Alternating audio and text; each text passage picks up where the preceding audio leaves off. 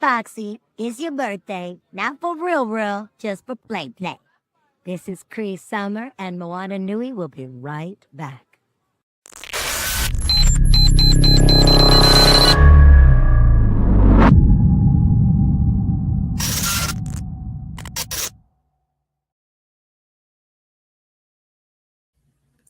Good evening, everyone, and welcome to another episode of a joint collaboration. This is Moana Nui Podcast and Blerdography presents Blerdkast Live. And tonight we are talking about Musa, Lion of Mali. More on that in a second. In case you're wondering, I am Joy Stevens, your lovely moderator for the evening. And with me also is Mouse. That's all you need to know about his name. He's going to be my co-lead as we talk about the Kickstarter and everything else that's going on with Musa, Lion of Mali. But first, I want to introduce our two guest authors, speakers, artists, however you want to describe yourselves. These are the co-writers and co-creators of this graphic novel, but it's so much more than that. So I want to let y'all talk about it. So we'll start with my top left. TJ, please introduce yourself. Hey, what's up, everybody on the Moana Nui podcast, Blerdography, Mark, the whole team, you know what I'm saying? Mouse, Joy, Dana, what up? I'm so happy to be back. So happy to be talking to you guys. My name is TJ Sterling. I'm the CEO and creative director at Ray Media. We specialize in incredible stories about Black and brown superheroes in every cool genre that you might have heard of and might not have heard of.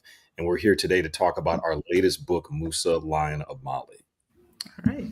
All right. Evening, everyone. My name is Ade Heru, Giant Killer Press. I'm here to promote Musa, Lion of Mali at musalionofmali.com. And I'm here with my brother TJ. We are collaborating on this project. I'm really excited to be on this podcast, to make everyone's acquaintance, and to bring this amazing story to your shelves. All right. So let's, Mouse, would you like to introduce yourself? I am Furious, aka Mouse. It's some long history behind Mouse, but just know I'm Mouse, and I help Joy get stuff done. Yes. I'm part of the Moana Nui and Blerdkast podcasting networks. Right. If you want to know more, go watch Devil in a Blue Dress. Yeah. Mm-hmm. But let's get right into it. So I want to start off talking about this new graphic novel that y'all have out. It's called Musa, Lion of Mali. And can you help me understand? Like, I hear you saying that you wanted to make sure that you are connecting young people with Black heroes, folklore, et cetera, et cetera. But how did this particular project get started? So Mansa Musa was a character, a real person who lived in the 14th century in West Africa, Mali to be exact. And I've known about him for quite some time. His life was always interesting to me. Not only what was factual, but was also missing in his history was also very, very intriguing to me. So people who have purchased and support us at Ray Media within the last 10 years know that we typically do stuff that's in like the sci-fi or the cyberpunk or space opera, these kind of like fantastical realms. But we wanted to tell a story and do something completely different and pivot to a more historical, realistic story of somebody who actually lived. So had this idea, had this thought about this character 5 years ago. I give my boy a call. I say, hey man, like, I got this idea. I got this thing I would love to build with you. Ade is an incredibly talented writer.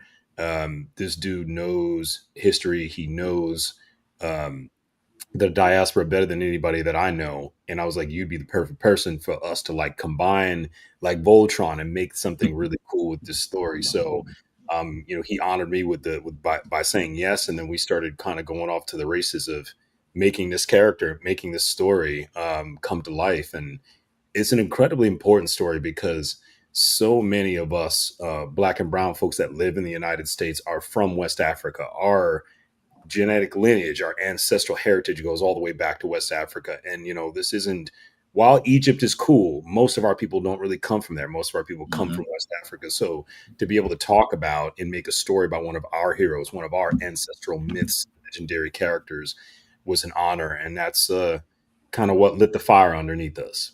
Yeah. Okay. And Ade, as you mentioned, you are the more of the historian, more of the folklore and diasporic knowledge expert. So, how close to reality, or how close to like factual history, is this book going to be, or is it?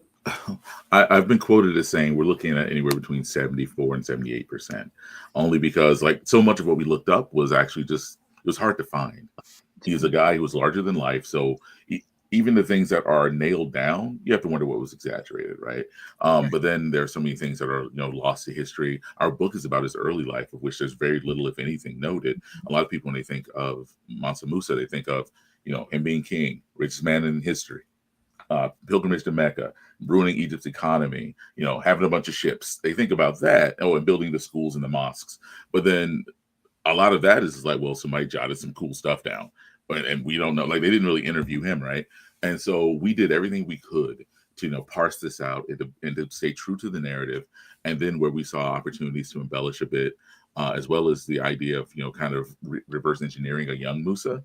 That's where we kind of leaned in. So I'd say close to 80% of it is something you're going to find in someone's history book. But it is worth noting that this is a man that the powers that be went out of their way to really obfuscate his history. Like, there's really no reason you shouldn't know who he is.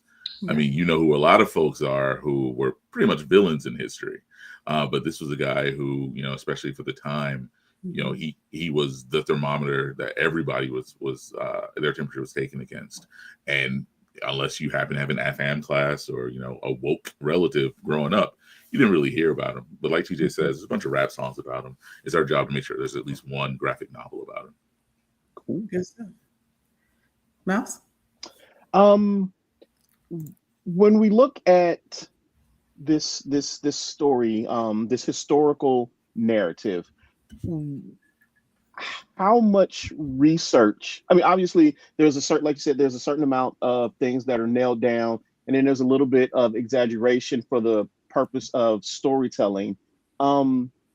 As you were doing your research and getting everything together for this character, was there a lot of additional information and a lot of additional history you discovered about him that you didn't know before, and you're trying to figure out, how do I take this new information and fuse it into the story that we already know? Yeah. So what's interesting is, again, during the 14th century, a lot of, historic, like, how do I put it? When you rewind the tape and you go all the way back, our griots, they told story through, verbal recountings of situations, and that was our way of, creating a narrative or even telling a story about the history of a person, whether they were fictional or fact. And so a lot of stuff wasn't written down on scrolls or tablets at that time. A lot of it was word of mouth. And Mansa Musa was so famous worldwide that he was the first person to ever be on a, drawn on a world map, first Black man to ever be drawn on a world map because of his legacy, because of how incredibly well known he was. He was viral before viral was a thing. And there was no phones. There was no, I mean, it was literally carrier pigeon, or, they had a hawk with, a squirrel on its foot, and they threw him off, like it was that type of time it was on. So when we're researching, we see pieces of his life in sections, and then large gaps. You know what I'm saying? A lot of folks don't know when he died. A lot of folks don't know technically when he was born. They do know when he ruled. They do know where he traveled to, and the recountings of other people that saw him from a third person type lens. And there was a lot of incredibly interesting information about Mali as a nation at the time, and how they were. I think our favorite thing, one of my favorite things, I'll just say, is that they were a sailing nation. They had thousands of ships that they would cast out into the, into the seas to look for knowledge, to explore. I mean, again, Mali was also part of Timbuktu, which is this vast library of knowledge that people came from all over the world to learn from. So they were constantly, replenishing ranks, but also replenishing their knowledge base for the nation, and which influenced the entirety of the continent of Africa at the time. So to see how progressive they were and how interested they were in, again, expanding their knowledge by learning from other people, not going to a place and raping and pillaging and trying to claim something that wasn't theirs, that wasn't our bag. You know what I'm saying? Like, they went learned the knowledge and then brought it home and enriched themselves. So that was one of the cool things to learn, that they had ships, they had all kinds of stuff, because I think the picture that has been painted has been a lot less civilized, which is again completely inaccurate based on what we've learned. If I remember correctly, and I could be a little bit off, but news of his exploits, going, making the pilgrimage to Mecca, messing up the economy in an entire, city state, like all of Egypt, and then to be like, oh, my bad, let me get this back from y'all so I don't ruin your lives. But understanding how much gold he actually had led to sniffing around an investigation of the Portuguese and the Spanish when they were looking for money. And to your point about sharing knowledge and the boats and all the sailing that he had, it wasn't him. Matter of fact, there may be a good half a century between this, but it was a Black man that the Portuguese kidnapped from North Africa that helped them understand how to rearrange or reconfigure their sails so that they could make it around there without getting caught up in the cross streams and everything, which this young Black man called the trade winds, in which we now have that phrase, and they will swear that Prince Henry the Navigator came up with that, and he didn't. No. But there's so much history like that. I don't know. So forgive me for my low grade ADHD. I had to say that, but it's nothing to do. Thank you. But it does bring me to my next question, which is, you mentioned some of his younger life. How far do y'all go into what most people might know of him in this chapter or in this book? We actually steer clear of a lot of the mainstream. So when we sat down, we knew we wanted to do an epic. We had talked about it being a 100-page book, but the more we dug and the more we talked about this rich tapestry we were building and making Mali, the setting itself, like its own character, we came to realize that we weren't going to be able to get that done in 100 pages. 100 pages by itself is hardly enough to introduce all the characters, all the concepts, people, places, things, and ideas, and roll from there. So we decided we were going to have to go big or go home. And so, we started plotting, and then we ended up with 5 books worth of content, about 500 pages that we want to cover. This first book is the first 100. And so we will get to what people know about Musa in the main. But for the most part, this book is our introduction to a young, headstrong, nobleman who is being set up to lead, but has a lot of lessons left to learn. And so we don't cover the pilgrimage to Mecca. Any of the things that, that people give you in a Cliff Notes about him, you're more than likely not going to see. Yeah, you're most likely not going to see it. So like I said earlier, we reverse engineered a young Musa based on older Musa's exploits. We thought, looking at what he did at this age, what it said that he did at this age, what would he be like 20, 25 years before that? And then we built him in that way, going backwards. And then we added a couple dashes of some sword-and-sorcery in there as well to kind of spice up the story, so that it's not just a 100-page graphic novel, sequential art documentary. We wanted to go big, and give people something to be excited about, as well as tap into a lot of the African traditional indigenous magics and customs and things like that. So, and even then we don't, because we had 100 pages, we're not very heavy-handed with that either. So we give people just enough in the first book, I think, to get them really excited for the next 400 pages. We just saw a comment that said Asada needs to be remembered too, which I would thank you. Yeah, just saying. And so I would like to ask you about the world building that you're doing, like all the additional characters, because there's always, some side quests with things. So is there anyone else? And if you want to say that's confidential at this moment, it's fine. But is there anyone else that may come across a young Musa that, cameos, if you will, or anything like that? Who else is in the story? Yeah, there's quite a few great characters in Musa, Lion of Mali. It's, again, 120 pages, 100 pages of main story and 20 pages of behind the scenes back matter artwork, where we kind of show you a glimpse of what that world building is. And really what's crazy about a 100-page book is that the only thing you can really do with it, especially if the storytelling is done well, is to lay a good, solid foundation. So in this particular story, we are focused on the main central characters that kind of, set us off, to the races, so to speak. And that is Mansa Musa, young Musa Keita, before he becomes Mansa, actually, his brother Suleiman Keita, their uncle, the great king Abubakari, White Aminata, her raiders, as well as Ibrahim and Musa's men. So these are all central characters to give you an idea and the backstory behind what Mali looks like. Because really, this is a story about the relationship of the Keita family and the nation that they are leading, which is Mali. So it really is that, and that's the good and the bad. So we kind of get a chance to see what the effect has been for the people who live in Mali, but what the effect is for the people who live outside of Mali,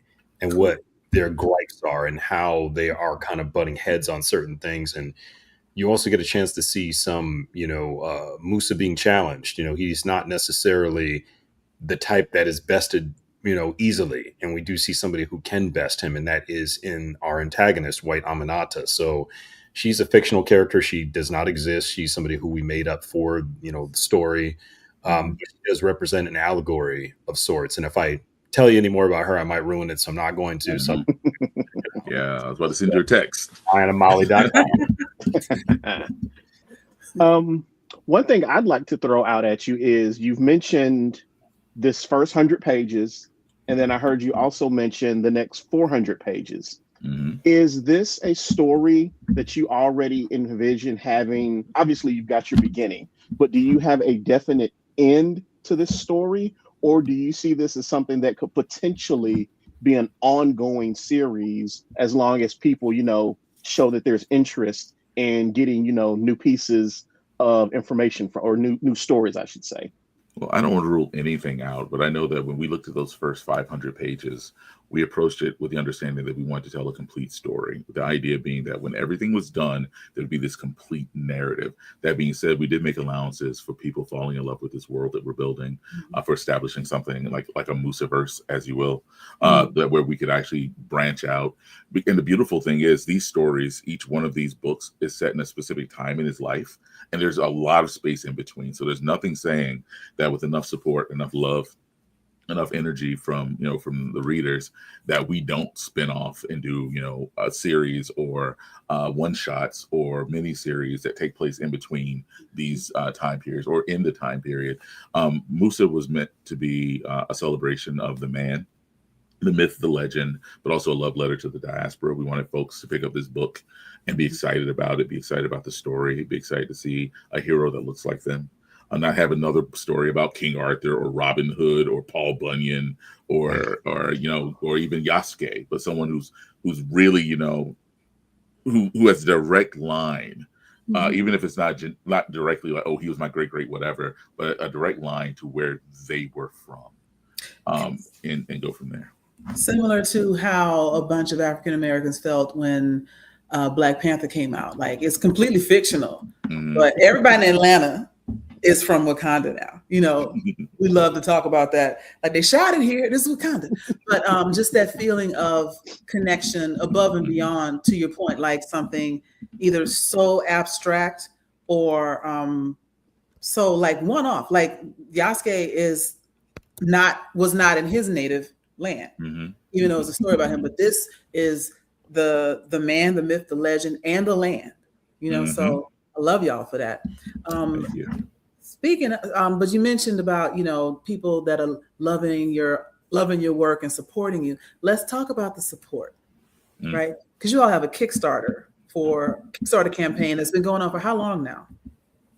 Yeah, we're a little over 2 weeks in. Yeah, so we have another. Yeah, we have 12 days left. Yeah, 12 days. Yeah, 12 days left until that campaign comes to a close, and everybody basically will get their book shortly after. So it's been a great 2 weeks. I mean, I haven't had a Kickstarter campaign in almost 3 years. It's been about 2.5 since I've done a campaign. The last one was for Joystick Angels, and Kickstarter campaigns are really difficult. They're a ton of work. They really do take a lot of how do I put it? A lot of time, a lot of energy, and a lot of just ingenuity to continue to spread the word without paying everything you own to a marketing agency to do it for you. So right. One of those things, like the grassroots support. Everybody who's supported this far has been incredible. So we want to just salute y'all. We want to say thank you. Absolutely. We are now eyeing our second, third, fourth, and fifth stretch goal. That's what our next goal, our next thing on the horizon is. So we're literally looking at 15K we hit a few days ago, and that basically gives everybody access to free digital copies of the Musa Lion of Mali book, but also digital comics from independent creators like David Crownson or Newton Lilavois and Jason Reeves and a couple of other great people like Roosevelt Pitt, who have amazing independent books about other characters and stories that are really dope. So everybody gets that for free. And the next one that we're really, really excited about is 20,000. When we hit 20K, we're going to give everybody a free upgrade to a hardcover on any book you buy. So any Musa book that you buy, whether it's the Kickstarter exclusive or the standard, you can get a upgrade to a hardcover complimentary on us. Okay. 20K. So please, guys, share the campaign. Tell everybody about it. Up your pledges. All of that good stuff. Help us get there because we want to get you some cool stuff. Oh, absolutely. Right. And for those of you who might be watching right now, or if you're watching this on repeat, the website is down below, www.musalionofmali.com. MUSA, Lion of Mali. I'm not telling you how to spell Mali.com. Right. And so one other thing, so around like benefits of being an early adopter, a subscriber or sponsor to this campaign, and these other 400 pages, is there some sort of like early access? Like what are the, okay, so here we go. Here's some of the benefits. If you pledge $15, you get a digital PDF. Very nice. Makes a nice screensaver. Printed copy at $30. I like, that's not bad. Yeah. Because I've been to Dragon Con. I see what stuff goes for. That's a deal. You said it, not me. Okay, so for $50, you get the printed edition and a digital copy, so you can take it with you on the go. You don't have to worry about packing it. I love that. Yeah. Okay. It's the That's what I Kickstarter definitely exclusive edition that actually is currently sold out on the regular rewards, but you are able to access it through like some of the larger tiers when you get to the bottom. Just thought I'd mention that. Okay, so I would say right here, $50. Here's where we start getting into like adult money, right? Like if you got $50, you get the whole digital copy collection. It's not just the Lion of Mali, but Shattered Visions. Is that the Yeah, what is this? Joystick Rebels? Joystick Angels. Joystick Angels. Yeah, my eyes bad. I saw Joy and I got excited. I was like, is it about me? Could be a cosplay idea. What up, Mark? I see you. What's going on, everybody? Yeah, man. Got his copy. Thanks, bro. So let's scroll up to the higher levels because we got folks in here that got good jobs. So, is there a higher level than $50? Yeah, there's 160. It's a printed bundle. You get everything. All the books I've ever made. It's like it's like almost 700 pages worth of art and story between like all the different books. There's that. You get the digital with those as well as a gift. But we do have quite a few other bigger tiers too, just for folks who are collectors. So I'm going to talk to 200. Okay, keep it going. Yeah, this is again, since that Kickstarter exclusive cover is sold out, in terms of just picking it, separately, you can get access to it though through the bigger tier of this 200, where you get every book we've made at Ray Media, as well as the Musa standard cover and the Kickstarter cover, and that's only 200. Ooh. Now we're talking. We got shirts. See, why are y'all trying to take all my money? Not all of it. I mean, you can Just a touch. buy ramen. See, now I want to talk to the aunties and the uncles out here, the childless people who have maybe 16, 15 and up, nephews, nieces, etc. See, what you do is you get this $300 bundle, right? You keep the t-shirts, you keep the books you want, and then you give the other things to the children's. So, and it's Merry Christmas right there, right? Thank you. And it doesn't just, I know Christmas is like a week and a half away. That doesn't matter. What matters is a thought, right? So you can tell them, I got you something. You've been the first, hot off the press. You'll be the first one to get it, right? It's limited edition and it's Black people. Here's these 3 books as you keep the rest of it. And then, look, you knocked out maybe 2 or 3 different Christmas gifts that'll be coming, Christmas in July, if you will, or whenever everything is ready, and you get to keep the shirts, because I'm absolutely getting these t-shirts. Right. Guys, the t-shirts are Kickstarter exclusives. I don't know. I forgot if I put that down on the actual campaign, but like you can only get them on the Kickstarter. They're not going to be sold after that. So that's kind of the same cadence all my other campaigns follow, whether it was my original Occam's campaign or Shattered Visions or whatever. Each campaign has exclusive bespoke t-shirts that never get reproduced. So you get them on the campaign, that's it. Hang on. Wow. So $400. Want to be in the next volume. With this tier, you can be drawn into the next book in the series. Now, I'm going to tell you, I'm a sucker for this. Once upon a time, a good friend of mine that I've never met, Malachi Bailey, was doing Kickstarter to republish his first book, Her. And he was like, for $100, I will make you a character in the next book. So Her too, Gods and Monsters, does have a character named Joy in it. So yeah, and again, I got adult money because I don't have kids. As do I. And the idea of being in a comic book is a graphic novel is that yeah. It's very tempting. It is really very, very tempting. Yeah. Do y'all have a character that's like a little bit older, maybe, gray hair, super cute? We do now. Yeah. Now now since we're scrolling through and we're having this discussion, it kind of makes me wonder with all the successful Kickstarters that you all have had, have you figured out the secret to going from start to actually completion? Because we know a lot of Kickstarters that have some amazing products don't always make it to the finish line. Have you guys kind of figured out what it is you need to do and when you need to do it so that you can guarantee your Kickstarter makes it to the finish line? Hell no. It's I gotta be honest, man. It's like standing on quicksand, to be honest. Like the Kickstarter updates their website every year with new technology, with new features, with new software. There was a point, back in the day, like I'm just talking about 5 years ago, that you could post links on Facebook and people could see them. And now you post a link on Facebook, they hide that stuff because they want to push you to like making ads. So it actually makes your life 10 times more difficult when trying to promote on a specific platform. And that's why it's like a lot of pay to play. So now you got a bigger budget, you know what I'm saying? Like, and there's really no secret sauce to making good Kickstarters. And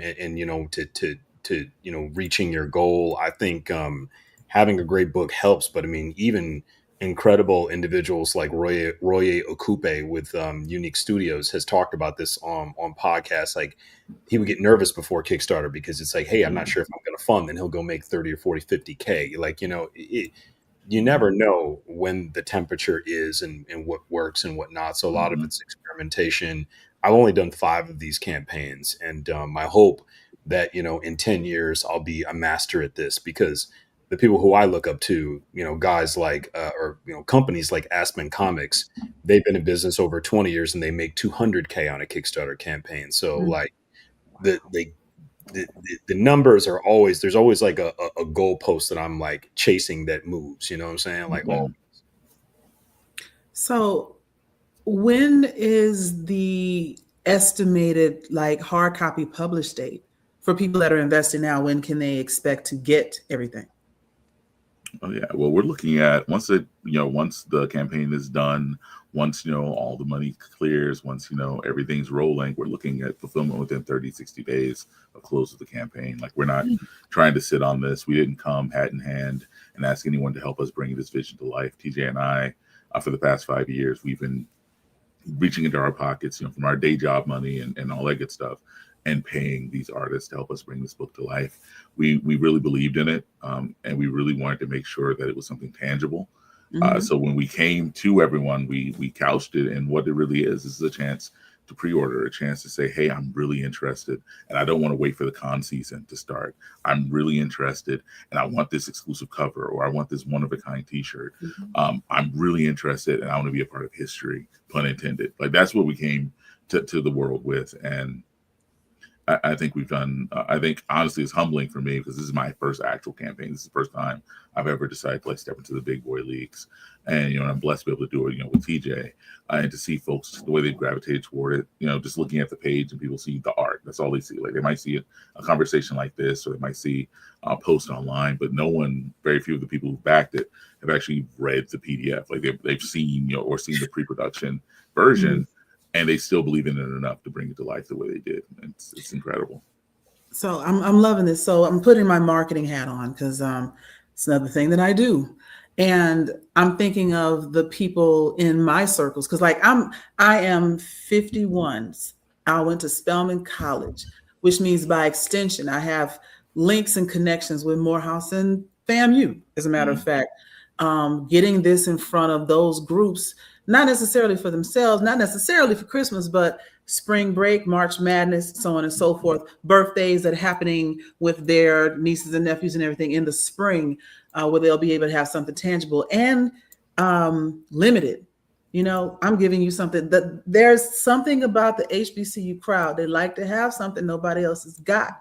And I got no problem sticking this. Oh, not sticking. That sounds bad. I got no problem sharing this in my class of 95 things, in my spell house places, with my, I do another podcast on Thursday night, Steel Sharpen Steel is the name of the podcast. And we can share that. I have no problem sharing that I don't think we're doing it this Thursday, but yeah. And if y'all are welcome to come on that show too. We can keep this going because I need y'all to get to this, at least the 30 grand stretch goal, because I want the gold lithograph thing. I want all the things. I want to be in it. I want you to draw me in there. I want my hard copies. I want my gold. So I will do my part. I am now on your marketing team. You didn't even know you was going to get that. Ancestors bless you. Welcome aboard. Speaking of welcome aboard, let's bring in Mark. Mark has been languishing down at the bottom of the screen for a minute. Welcome. Hi, everybody. Sorry for being fashionably late. Ran into a huge technical issue right before we went live, so I had to deal with that. But I'm here. I am here. How's everybody? Good to see you, man. Good to see you. So, as we continue this conversation, what we just talked about, like when things are going to be published, when you expect it to be out, rough, ballparking and everything. Since you already have the 500 pages or so, what is your expect? Is there going to be a Kickstarter for each one? Is it going to be like an OG thing? Like if you supported the first one, you continue to, support the next one, you get more. So like, how's that going to look for the next 4 sections of 100 pages? Yeah. So we, when we were, how do I put it? When we make stories, and I guess I'll speak for me and Ade on this, we kind of go with what the feeling is in here, And when we thought about Mansa Musa, a man that was the richest person who ever lived and still is, has to have a grand life, has to have a life that, again, can only be whispered, on the tongue of folks as legendary. And as we started writing and creating all these things, it perfectly made sense that it was going to be 5 books. Now we put pen to paper and completed, the first 100 of that 500 planned paged epic. But that will, we're gonna focus all our attention on getting everybody volume 1, book 1 within 30 to 60 days after the campaign closes. That's our guarantee and our promise to you that you're not going to have to wait for this thing. What I've learned after doing, just a few Kickstarters, this is my 5th one, that people don't like to wait. I've backed almost 200 campaigns, quite a few of them that I've never received rewards from or I'm still waiting on. And there's nothing worse than being a fan and having to wait. So for us, you want to make sure that you don't wait, you purchase this, that you're going to get it within 30 to 60 days after it closes. We're very confident about that because all we got to do is hit the print button. You know what I'm saying? Yeah. We hit that print button. We literally get the book shipped to us. We sign them, we seal them, and then you get them delivered. And that's how it's going to be. Yeah. And I apologize if I misspoke. We have 500 pages planned. We have 100 written. We have plotted books 2, 3, 4, and 5. Once this campaign is done and folks are able to start giving us their feedback, there's a reason there's a tier where folks can be written into the story. Like it wouldn't be fair to offer that. It wouldn't be fair to offer that story and then to be like, you get to be Guy in Mali Marketplace #2. Like, no, we were actually going to. This is a living, breathing story. This is an epic that we're trying to tell. And while we've plotted books 2, 3, 4, and 5, the direction that we ultimately take it will be based on the feedback that we get, the love that we're shown on the project. We can't call it a love letter to the diaspora and just make it something we dictate. Like this is this is a story we're sharing with a bunch of folks. When you look at the book and you see the amazing art within the pages, you'll see that we didn't get one artist to do it. We didn't get one person's vision and their pen to bring it to life. We collaborated with a number of artists who had their own take, who had their own life experiences, who had their own place in the diaspora they were coming from. And we want the book to continue to be a manifestation of the vision that we have being modified over and over again by the feedback we get, by the talented people we get to work with. I saw that used to great success in an anime I was watching recently, To Be Hero X. And you're watching the show, and like when they get to certain parts, the animation style completely switches. Like it goes from like CGI to cell shaded and back. But by the time you get to maybe, I don't know, episode 3 or 4, you get used to that rhythm. You know when something's coming because it's changed. And I think it would be great. I mean, I'm projecting at this point, and not just me, but I think it'd be great if there were artists that this is their character. And when you see that style, even as, something's bleeding one panel into another, the style is changing. Oh, we're about to get back into XYZ. We about to get back into Joy's storyline. I'm just kidding. But by the way, I was adopted when I went to Ghana. I was adopted by a Ghanaian chief. I do have a Ghanaian name. It's Ya from Poma. So I'm dead serious. Y'all about to be sick of me, to be honest. Listen, so I was talking today about this earlier today, actually. So the first time I ever lived by myself as a college student was with a family of Ghanaians, the Adamakos. And I was talking to David, who's from Ghana, born and raised, came to the States as an adult. They learned about Mansa Musa in elementary school. Just imagine learning about Black and brown heroes as a kid in school like it was normal. And that's what we kind of hope to be able to do with this comic book, to be able to bring that knowledge to people of all ages, but specifically folks who are hungry or want to see themselves represented. So just like I said, it's a powerful time. It's a great time to be a comic book creator. And we're really, really excited to get this book to y'all. Like, you have no idea. And it's a click away. And that's what we're really, really just happy that we as fans can serve serve the fans of this book and the new supporters that we've gained and get you something amazing.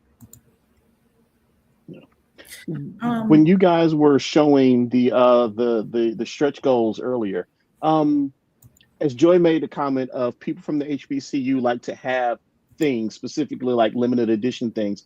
Have you all thought about any other type of merchandise that could be, I don't know, maybe like an art book or something, just something else tangible that it's like, as I'm sitting here and I've got my graphic novel and I'm reading it, just another piece of, hey, here's something else that goes along with this amazing story that I'm reading that, somebody else can pick up and say, hey, I like this. What is it? Can you tell me where you got it?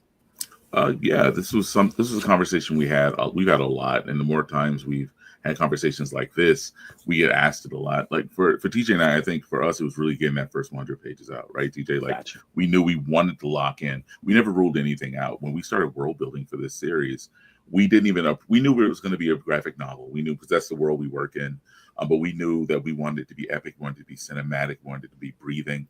And so we sat down and we approached world building as though this story could have been a comic, a video game, a tabletop game, animated series, a live action epic, a limited edition series on HBO Max, whatever. So we just knew we wanted it to be a quality story. And so we started building the world and looking at maps and looking at timelines and looking at, the history as recorded and as told. And then we also started working with really talented artists to create garb and architecture to try to put together the puzzle of, like, why is this weapon here, or why do they dress this way, or what does the castle look like, all with the understanding that this could be something bigger. Like when we started sitting down, like I said, we wanted to do 100 pages, and we figured out really early this was a much bigger project. So with enough love and enough support, vote with your dollars, MusaLionandMolly.com. If enough people come to us and say, I will buy that from you, then I'm the type of dude who says, I will sell that to you. Yes. And that's just how it is. Yeah. Because I'm the type of person that I've got 3 of these 11 by 17 portfolios of artwork of people that I've purchased throughout the years. And I'm a big art book junkie. So it's like, if I see an art book, yep, give me that. Let me have it. Give it here. Same here. And I've just recently, like in the last couple of years, gotten past the idea that my art had to be grown up and adult in my house. And now I've got prints from Alpha Richardson, from Greg and them, from the last con I went to, autograph posters, et cetera, and love my space so much more. Here's some of Alpha's work back here, as a matter of fact. You can see it. Yeah, that's her Sam Wilson joint. I got that too. So yeah, big flash neon sign backer. If I have an art, to your point about backing stuff and then you don't remember what happened to it, I may have already backed this. I don't know if I did or not, but I'm definitely going back and get that written into the next book joint level because I can. That's one of my favorite tiers, and I'll tell you guys why, because it is something I've offered since the beginning of my my campaigns. The first book I ever did that with was Okamus, and it was funny because only 2 people got it. It was my aunt and uncle. So no, it was my aunt and uncle and a friend from high school got written into the book.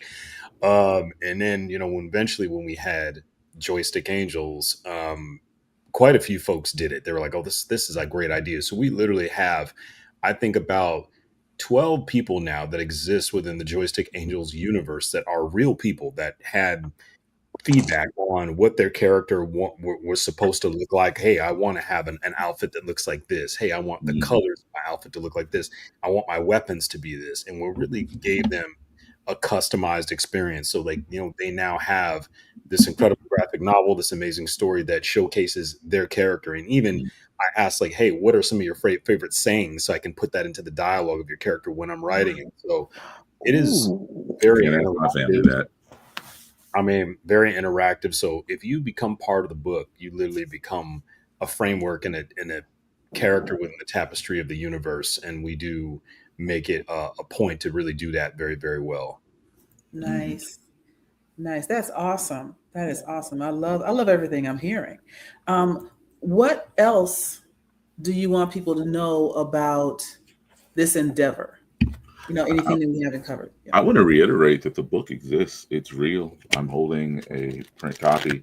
And again, I say that in the spirit of, hey, I backed a Kickstarter. Where is it?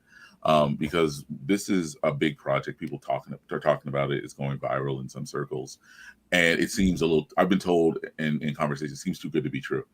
And then I hold up the book and I go, it exists. It's real.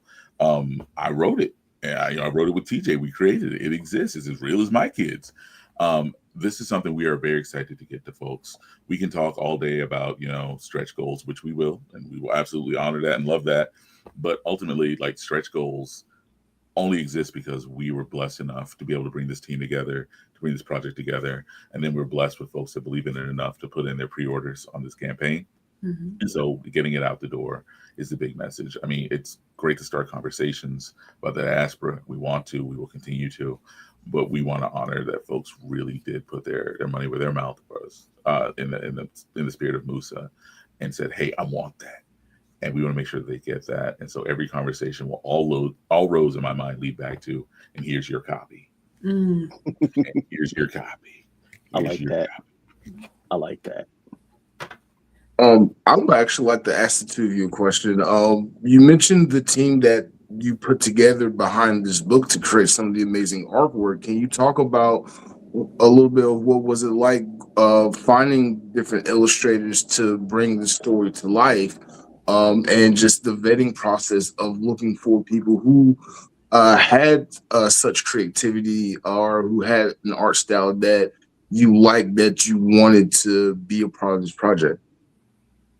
Yeah, I love talking about the art team because really they're they're so dope, man. Like everybody brought their A game to this project. Like, we had, because we were thinking along the lines of, it being an anthology, that we kind of wanted to give it an anthology feel. So we knew that we were going to have 4 chapters broken out. We wanted to have 4 different artists, give their take on Mansa Musa, because we didn't think it was fair to just have one artist take on this legendary character. We wanted to give you guys some different flavors and different visual interpretations of what these environments looked like. So it was almost episodic. Mm-hmm. And chapter 1, we've got Stanley Obende from Ghana. He looks out his window and sees Africa every single day. So he literally brought that authenticity, that understanding of what the actual place looks like to the book. You've got Welland Nomo, a Black man from the Dominican Republic who does some incredible work. And he has been somebody I've worked with for many years, and a day's work with him as well. Just a lot of camaraderie, a lot of ease there of just, hey, we can rely on this person. Mm-hmm. Chapter 3, we've got Ranthony Height on 2 pages. We've got Mario Teresi, and we've got on chapter 4, Sean Damian Hill, who I've worked with on an entire book, Okina's Dark History. He did the drawing, I did the writing. So we kind of tapped some folks we already knew, and then added folks to the roster who were newer. And, there's always kind of like a little bit of a learning curve, if you will, like when you're working with new people. But even when you're working with people, and we're working on a new project, like, how do you direct them and give them the best information you can? And that was like our thing. And since I'd worked with some of these people before, I'm like, I know what I need to do better now, and I know how to give them more of what they need. So to just bring out the best, because every publisher, it should be your job to bring out the best of, in your artists, your writers, your creative team. How do you bring out the best in them and make them have a good time? So I always translate that, because I'm an artist myself. Like, how does my life become easier? And that's reference material. So the reference material that we started to compile turned into this massive Google folder with just images of everything from that era. And like, yo, this is a perfect opportunity. Let's build the world of Mali from our lens through every means we could. So we had a couple amazing interns, Ray Media interns, who literally created set designs, ships, models, model sheets for the characters, structural stuff for the throne room, and for, as well as the capital of Mali. So it became a thing that when the artists showed up to the job, like, hey, I'm ready to draw this book, they literally had just a glossary of just all of these different pieces they could pull from visually that gave them the inspiration they needed to draw. So it was kind of like, for them, oh, this is easy. I could just get to be me. I don't got to think. I can just feel the script, look at the art, look at what's created, and riff off of that. Yeah. We have a comment from someone that not sure what their impetus was, but it is a good question. Mm-hmm. Considering that, slavery, not chattel slavery of the transatlantic, but slavery as an institution similar to slavery in the Bible has existed since biblical times, etc. And is this discussed at all in your book? 100 pages is not a lot of real estate. True. I'll say that. I won't even say it to be politically correct. I'll say that. If the intention was to delve into that, it'd be a very different story. We were going for a sword and sorcery epic with sword play, daring do, and all that good stuff. We also had 100 pages to establish who Mansa Musa, or Musa Keita, is in the story, who his family is, who his antagonist is, as well as to delve into the kind of mysticism that's just at the surface of the story, but it goes much, much deeper. That being said, this is a rich tapestry that we are looking to paint. We have 400 more pages, as well as the ability to delve a lot deeper. I personally would love to do a side story where we do delve into it, where it is something that it's explored, where we look at the main character's take on it, whether he was pro or against or neutral, and really play it up. Slavery, no matter when the time period it was, is not cool. But this is a story that's meant to be a cool story. I would not want to muddy the waters for something like this by pulling in something that heavy, because we'd have to hand wave it no matter what your position is. In 100 pages, you have to say, oh, and then there's slavery. Anyway, swords and sorcery. Like, I don't want to do that.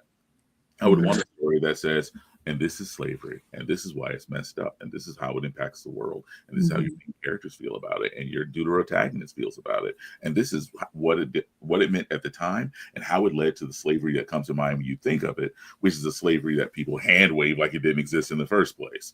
I would want the room to tell that story. This is not a book about slavery. This is a book about young Mansa Musa, or the guy who would be Mansa Musa. And again, in summation, one day we will tell the story of widespread slavery in Mali through the lens of this universe with our modern sensibilities, and it won't be flattering, I'm sure, but it will be a story that is told. I got an idea that I don't want to say in public just yet, but I might hit y'all up about that at some point. I was going to say too that, without getting super graphic about this particular topic, like what became of slavery in the United States was a much more warped, distorted, and grotesque version of what was happening in Africa for centuries before. And, when I think about even when folks read Malcolm X's biography, he talks about a job, a 9-to-5 being a slave. And now when they talk about this concept of indentured servitude, everybody who works a 9-to-5 job that doesn't like it, that needs the money, is slave to something. So not to diminish what this question is or what this topic is, because yes, we will absolutely address it. But I just think we need to understand that what was going on in our homeland was much, much different than what was going on in the United States and what they made it to become. So torture, dehumanization. Yeah, and it's far-reaching effects that affect us as of right now, and right now, and right now, and right now. Right. You can just look at me, Mark, and TJ. But you know what? We're not going to get that deep tonight. We're going to move on. There are shades. Tell the story, ladies and gentlemen. It's there. Mouse, you were about to ask a question. As excuse me, sorry. As the work for this story has been done, have either of you had the opportunity to actually visit Mali and kind of soak up some of that tradition, of that history firsthand yet? That is a good question. I've not had the chance to. Honestly, I haven't even left the state of Maryland in like 5 years, honestly. Like, because of COVID and having two very small children. I not to get too much into this is my odd day job, but for my day job, I was actually director of learning development for a big company out in St. Louis. I had a massive, beautiful office. You can see the arches from it, I'm told. And I'm told because I never went. So because I work remotely the whole time. I would love to go there. I would love to. I wouldn't want to go, and this might sound like cart before the horse or cart after the horse. I would want the whole 500 pages to be done. I want a big omnibus. I would want to go, and I would want to sit there and read it on that soil, and then let the ancestors talk to me. I don't want to sully it by going there, because then if I go, I'm like, I hate the first 100 pages. Like, no, I want to finish this. I want to continue the vision we have, and then go from there. I do have a relative who's visiting that part of the world next year. I might ask him to bring back some soil for inspiration for book 2, though. Yo, I'm gonna tell you, I agree with what you're saying, because I went to Ghana, Togo, and Benin in February of this year, and you do feel, I promise you, on everything I am, that I heard my grandmother's voice. She died in 2007. Oh, I believe it. And it was emotional. We did one of the guided tours through the point of no return in Ghana. There was, and a similar point of no return in Benin as well. We went through the quarters and everything. What killed me, and I was just talking about this on Threads earlier today, is we saw the place where they kept everybody shackled and clamped together and all these different things. And like the ground, it looked like asphalt, right?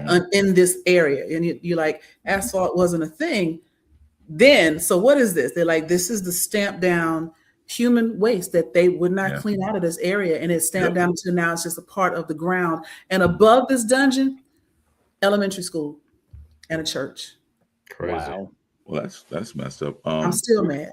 Quick aside, I went to UNC Chapel Hill for undergrad, and there's not a single building I took a class in they didn't experiment on slave bodies. So even then, like even here on this soil, you can't get away from it. Yep. The entirety of gynecology. Anyway, again, I've gotten us distracted, because I will do that. you know, Well, do y'all need like a sure. weird witch woman or something like that? You know, with the sorcery thing.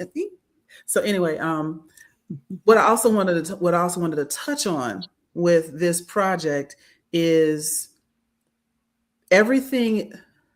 How long did y'all actually work? Because I know it's an idea for a while, and then things slowly start to come together, and then it gels, and then it clicks. How long from click to Kickstarter have y'all been working on this? Yeah, it's probably about we spent 5 years working on it, post like from the phone call that we had till now. But I'd say probably about 6 months to a year before that, the idea was gestating in my head. And for me, when I think about creating a new story, I really want to feel it. Like it's got to speak to me. And it's like if it's an idea I have and the idea keeps coming back, I know that means the ancestors are speaking to me that, hey, this needs to be done. You need to do this. This is something that means something. I've never made comics for ones and zeros. Like I'm not here to, take everybody's money, MusaLionofMali.com. There you go. But this isn't about making money. This is about, delivering a service to you guys, really serving you, the community, with an incredible story and a gift, from our subconscious, our brains, our hearts, our minds, to literally create something that's never been made. And, for a small fee, you get a chance to be a part of something. So I do think it is really for us. It drove us. It haunted us in a good way. We felt it, and we knew that we had to get this one to the finish line. And when we did, it was a really powerful feeling. Oh, absolutely. I actually have an interesting question I'd like to ask the both of you. You mentioned David Crownson earlier, creator of Harriet Tubman Demon Slayer, and now you two have created this book about Musa. Why is it important that we get stories of historical African or African American legendary characters such as Musa or Harriet Tubman, or you can pick anybody else, and tell their stories in the space of a comic book or a graphic novel? Why is it important that we get stories like that? I was raised to believe that a man should look like his God. And then as a writer, it became known to me that that's especially true when you're creating that God yourself. And we're in a world where every single thing about who you are, if you're black and brown, is programmed. Like from the way you speak, to the way you dress, to what you find acceptable, to how you feel about yourself and even your own family members, to the way you have sex. Everything about you is who you are through the lens of a controlling power, the powers that be. And those people tell you who the heroes are. They tell you that George Washington was a great general, although he was documented as being incompetent. They told you he had wooden teeth, although he just pulled the teeth out of slaves' heads and made dentures. They told you he was a great champion of freedom. And meanwhile, they only let his slaves go after he died because they threatened to kill his wife, his widow. They tell you all of that, but then they'll also tell you Assata Shakur is a terrorist. They'll tell you that, Fred Hampton was the worst kind of guy ever. And so it's incumbent upon us, especially those of us who are the modern day griots, to tell the stories the way they should be told. We should be the heroes of our own story. And as Black people, especially, we get the luxury of looking at history and seeing actual heroes, Harriet Tubman and, Nat Turner, folks who fought for something. We never needed a Luke Skywalker or Peter Parker or Tony Stark. Those are nice to have. It's nice to have Sam Wilson and T'Challa. But I live in Baltimore. I'm in Tubman City. Like, I'm in the place where she ran all the numbers. She killed her own husband because he was going to betray the movement. Like, that's a superhero. Modern day Okoye. Yep. Yes, exactly. And so it's really important that people get to tap into that. Like, Black Panther was a beautiful thing. It was a beautiful example of Black excellence. Like, I personally have issues with the film, and I'm on record as saying as such. But there's no denying how awesome it was to see all that melanin in action. But at the end of the day, Wakanda's not real. At the end of the day, the movie ended with the guy who's supposed to be our hero giving laser spears and flying cars to the colonizers. Like, that's what happens when you don't control the story. That's what happens when you don't control the story. Killmonger was right. Killmonger was not wrong. I guess he was right, but he was not wrong. But the issue is that ultimately we don't own Mansa Musa. we own Mansa Musa, and that's why the story needs to be told. Yeah. Good question from Robert. Did y'all get inspiration for the swords and sorcery aspect of it from West African folklore? Oh yeah. So within the first 100 pages, we stuck to a small drop of, sword sorcery magic element. Like we honestly wanted to kind of explore something that made the Ketas, that Keta clan, different.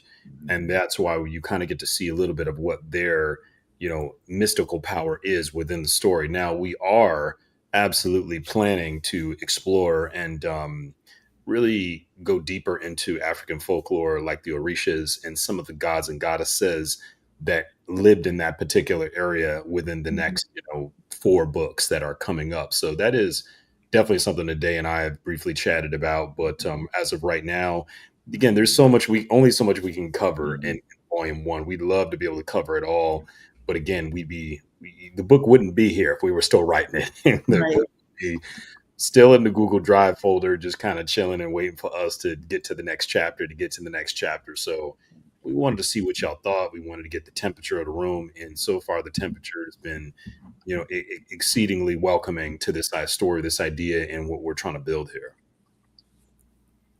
Absolutely. But just know that I am, I'm practicing in a number of ways. Like I have my traditional religion. I'm wearing my ilekes now. I'm Omo Obatala. I'm all that good stuff. So I dig from that well as from just ability to try to tell a story. It's important that we get tapped in, and that we're kind of true to that. TJ talks about the ancestors, blessing this story, and I do really feel that they have, because of how easy it was to tell it, how easy it was to get it, to market, and the success we saw. We hit goal in the first 4 days. Because something about this really spoke to people. So people heard what they wanted to hear and saw what they wanted to see. And that's a blessing in and of itself. It feels like this is a project that was meant to happen. It's a blessing to be a part of it. Now, just to clarify, guys, real quick, our quote unquote goal was an initial ask. Yeah. And the initial ask just satisfied so we could print this book for you. But our real goal is to be able to get you guys a hardcover graphic novel, some exclusive stuff that's only available when we start breaking those records and knocking those stretch goals out. So behooves you to get in, up your pledge if you've already got one, up it, get some more stuff, or continue to tell everybody about it, share this thing every day for the next 13 days or 12 days so we can hit these goals and we can get you guys more stuff. This ends on the 31st? The 28th. The 28th is campaign ends again, and we're on the 15th. So I know there's a little bit of a time difference. I'm in LA, you guys are on the East Coast, but in about 12 days and change, we done. Okay. Now, you mentioned that you hit your initial goal in the first 4 days. Were you expecting to hit that goal, or were you shocked or surprised once you hit that threshold, and then you was like, now what? I can't. I have zero expectations. I guess I could speak for a day and myself. We had no idea what it was going to do. This was not a pre-existing campaign. This was not a pre-existing book. It's not like, hey, we're collecting an omnibus of like the first 400 books or 400 issues. We honestly had no clue what it would do. We just were honestly blessed and grateful that, people really showed up to what we were doing, and they believed in, throwing some coin our way to try to make it happen.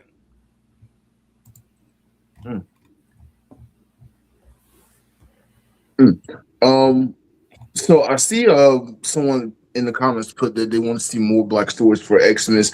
And you mentioned that we do need to tell stories of our, not only our ancestors, but we need to tell them stories of us. What other legendary Black figures, whether it be your Harriet Tubmans, your Musas, your there you go. What other historical figures whose stories we could tell? There's really a lot, right, Heru? Like there's so much. Within the Musaverse, there are people who exist in the 14th century that are of note. I think when we talk about this being a conversation starter, one of the things that we have the ability to tap into is the fact that, Mansa Musa is the most famous guy from his time period, but he's not the only notable person from his time period. And so people ask, like, well, what would you do with this? Would you do this? Would you talk about this? I think there's an opportunity there if we get serious enough. If the support is there, musalineofmali.com, for us to really take a look at the world at that point, right? And then kind of create that version of the continent where people who are unsung heroes or unsung villains can have their names known. Like history, we know who Hitler is, and I know we know who Hitler is. He was not a good guy. He's still pretty famous. There are other people throughout history who've left their mark in positive ways and negative ways, but because again we have this narrow lens of what we're told is acceptable, who we're told who the heroes and the villains are, who the main characters are in this reality we live in, it's on us to dig deep and to bring those stories to folks. I think it'd be really awesome to expand, this version of Mali and to the entire continent. But I also think it'd be really great to pay homage to the heroes who've been, throughout the world. I don't think Alexander Dumas gets enough credit for what he did. Mm-hmm. And there are people who just don't realize that a Black guy did all that. But I don't think there's also enough conversation about who he was and the kind of mind he was to generate those stories. I would love to see that. I would love for Bass Reeves to get his flowers. We see him every now and then. He gets brought up, and they go, "Well, they based the Lone Ranger on him." I was like, "Yeah, no, but this was a dude who was just terrifying. He was Batman before there was a Batman. Right. He needs to be known." And so I can't rule out telling any story. I just know that this is the one that TJ came to me with because someone came to him from a higher plane and said, Ray Media is the engine for this. This is these are the gears that need to turn. And again, I was blessed for my brother to say, hey, I don't think I want to do it with anybody else. And so we're working on this. This is a labor of love. This is nothing but intent. This is nothing but us being really excited to see what we can make together. This is our first project together. And I know that we're already signed on for another 4 books at the minimum. So we'll be doing this again real soon. And I would like to point out that while it took 5 years to bring you this book, that was so we could figure out the recipe. We do not anticipate it being another 5 years before the next book, because by the time we did the 5th book, I'd be a grandfather, and I'm not trying to do that. So it was 5 years to figure out the recipe. I like TJ refers to it as a gumbo, right? So it took us 5 years to figure out the recipe. Now we opened up the restaurant. Nice. So we'll have the grand opening. You can come and keep getting your bowls of it. Since we're talking, intent and bowls and whatnot, options, anime, thoughts on doing that with this? Yeah. So first, I want to just quickly shout out Megascope Entertainment and John Jennings, because he's definitely been a soldier for the cause of Black and brown stories about our heroes. Queenie, when you're talking about Alexander Dumas and the Count of Monte Cristo, they have an incredible book called, it's actually the Count of Monte Cristo, but it is a futuristic version twist on the story. So like him and his company have purposely taken figures that have existed and created narratives around those people, and made some really great graphic novels that I know I own quite a few of them. So if you guys haven't checked out John, please check out John and what he's doing with Megascope.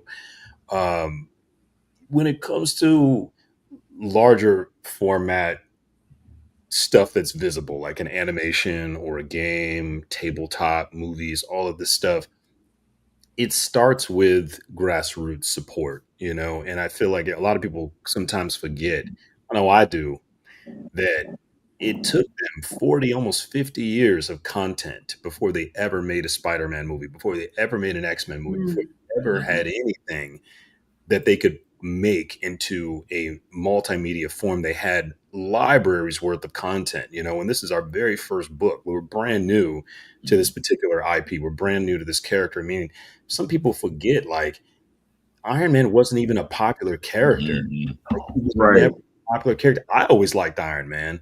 I liked side characters. I was never a Captain America fan, but like the books that sold at Marvel were, X-Men, Spider-Man, Fantastic Four were the best sellers.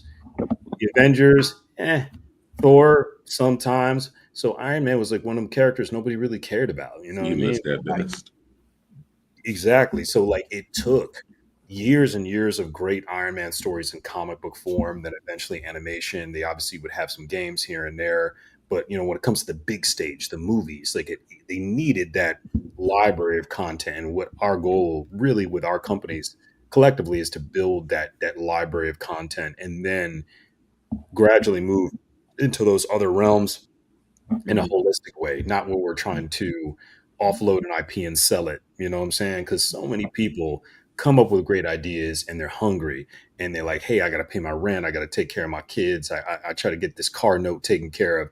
So they sell Squid Games and, Netflix makes $1 billion, you know what I mean? Like, and they lose all these things that they bled for. We don't have an interest in losing what we bleed for. We want to own it.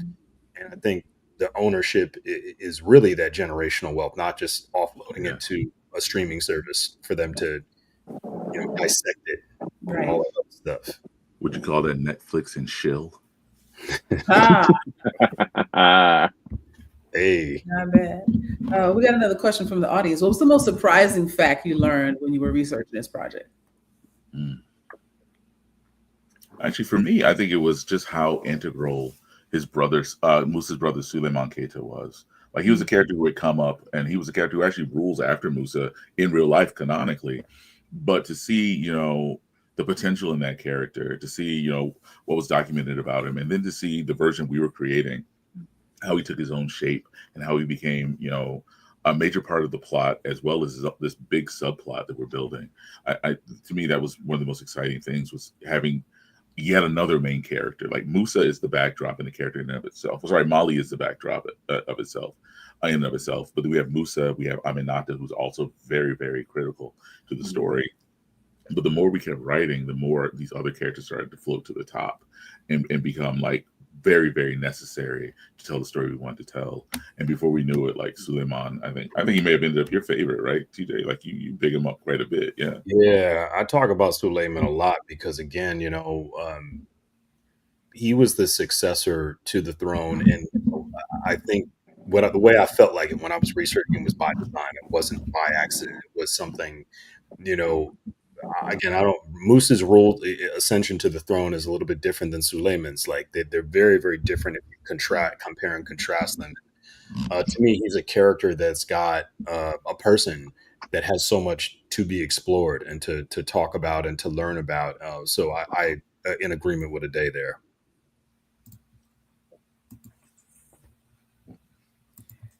Well, one other thing that I've been thinking about, as we've been sitting here, and I'm just thinking about the breadth of this project. You mentioned early on, like at the top of the hour, that you normally do different things, more cyberpunk, futuristic, so on and so forth. In those little interstitial places where you said, like, the books that you have planned out, there's the gaps in between. Have you thought about leaving space in there for some sort of crossover, if possible? Or is that too much pandering? Every other, no shade to any of the other publishers that make black comics, more power to them. Do what works for you.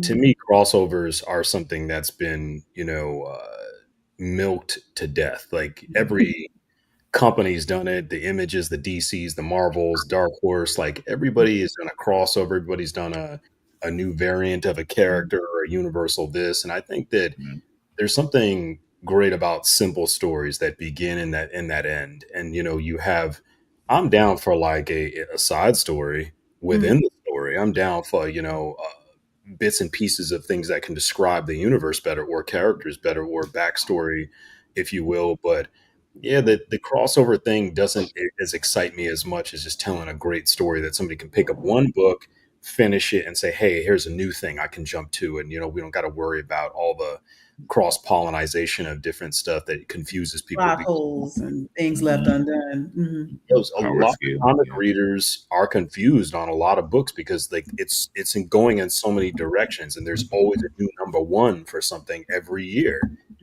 Restart and refresh characters and arcs like every year. I mean, DC's done it so many times. We had Absolute, but then we had Future State. We had the New 52. Like, there's always a new something to kind of catch up on. And I just think that the reason why manga outsells comics 10-1 is because they're not interested in the commercialization of a manga. They're interested in telling a great story, getting a good team behind it, and creating a story that can start and that can end. and it's not gimmicky. They're not trying to kill a character off to piss people off so they can buy books and they can up sales. That's just something American Engine does. Looking at you, Shonda Rhimes.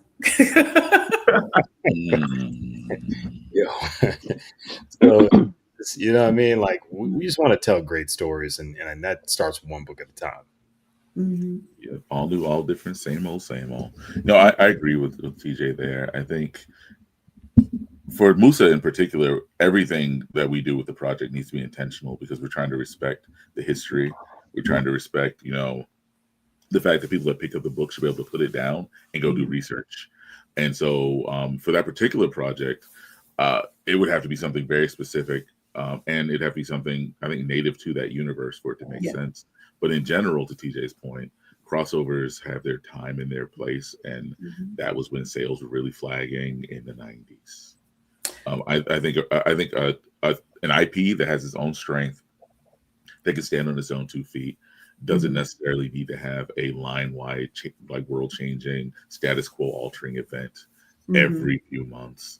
And that's how I feel about it as well. I think you and I are of the same mind on that. Good points. No, you make very good points. We have another question. How did the two of y'all even meet? Yeah, so man, I gotta shout out to everybody in the DMV. Like, I love the DMV.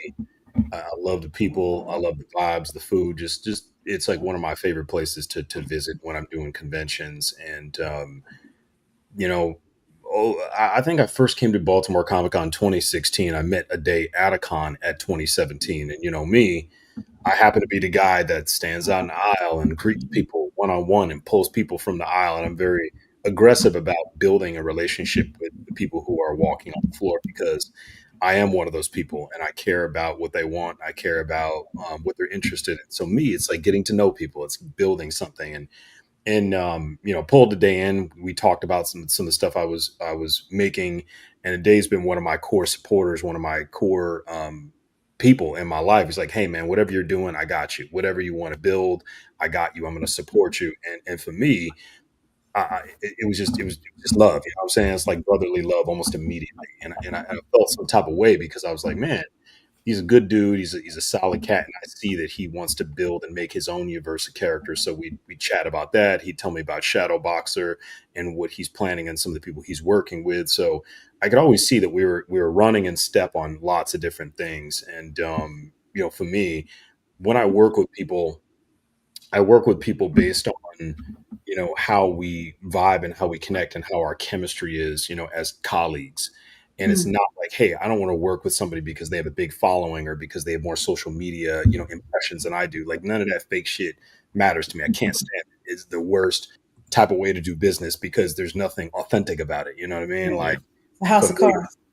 Exactly. Like, it's all about the foundation we're building. If you want to build on a weak foundation, you're always going to falter in some way, shape, or form. You might not get as many hits, or you might not have as much support. You know what I'm saying? So, like, if you're doing it right, then you're always going to come out on top. You're always going to win the way you're supposed to, and that translates to people you work with too. So, I said it was a blessing to be able to meet him, link up with him and his family, get to know some of the stuff that they're passionate about, and that's Baltimore Comic Con 2017.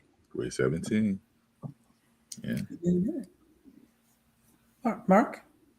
So I kind of want to take this next question in a different direction. I want to talk about indie comics and the industry as a whole.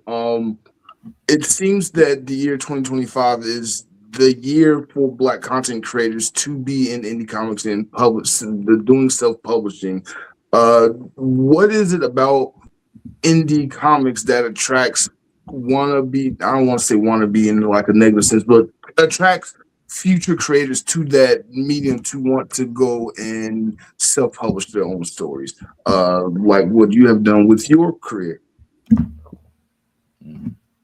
I say what is freedom, right? Like the ability to have your own story, bring it to people, to own their reactions, to own your profits, to be able to decide where your story goes from there. There are a lot of people, sadly, who use the indie space as their springboard, right? They go, if I can get enough people to buy this, then I'll get picked up by Marvel and DC or whatever.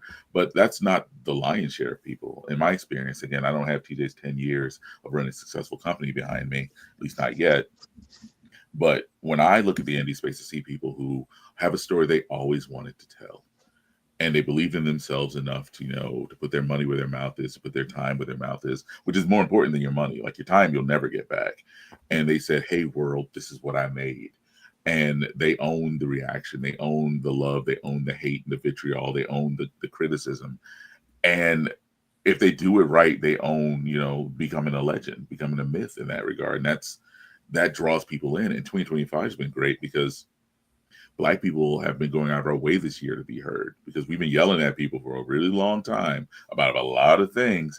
And then certain things happen after November where we got to say, I told you so to a lot of people. And we go, well, while we got your attention, and I'm still on this soapbox, sword-and-sorcery.com.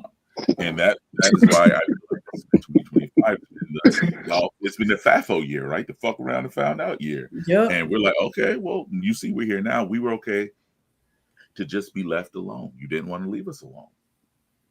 You didn't want to leave us alone. So now you woke up a sleeping giant. And part of us, because we are such a creative, dynamic, innovative people, is we are storytellers regardless of the medium we work in. And so a lot of us are waking up, even in the indie space of comics, and going, I want to tell this story about what it means to be Black through these different lenses, and go from there. I'm not an indie publisher, but just my thoughts about that, people gravitating to indie because they do have the talent and the creativity to eschew the formal capitalist machinery. Mm-hmm. I need money to make this. I don't need all the in-betweens and the go-betweens and the extra folks who want to grift in and get a certain percentage of blah, blah, blah for doing absolutely nothing.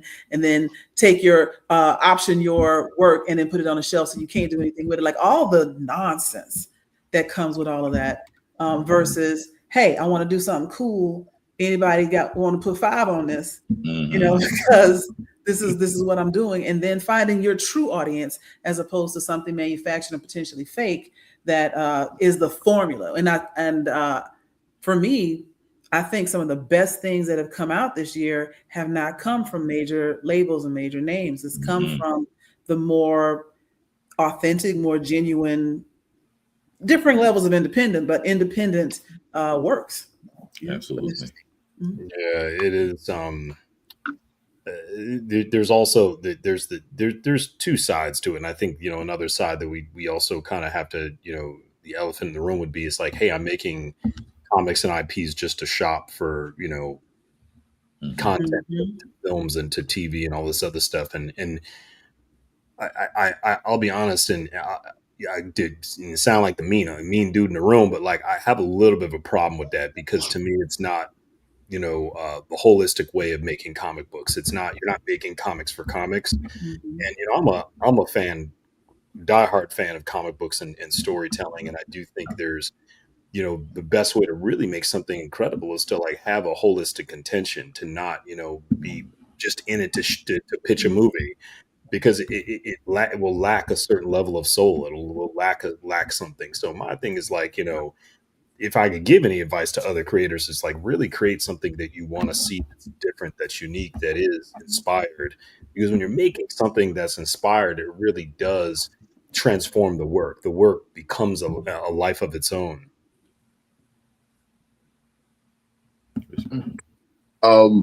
I think that's very factual. Because when I look at the artwork for your book, for example, I can just tell the level of care that was put into it. I love it so much. It's so engaging and just draws you in, and once you just want to know more of the story. So that brings me to probably one of my favorite questions I love to ask comic creators when they come on my show. Art versus versus the words. What's more important in your mind when it comes to making a comic? Is it the illustration, or is it the script and the dialogue and the words that bring everything together? Or is it something unique between the two that make graphic novels and comics and manga the medium that it is?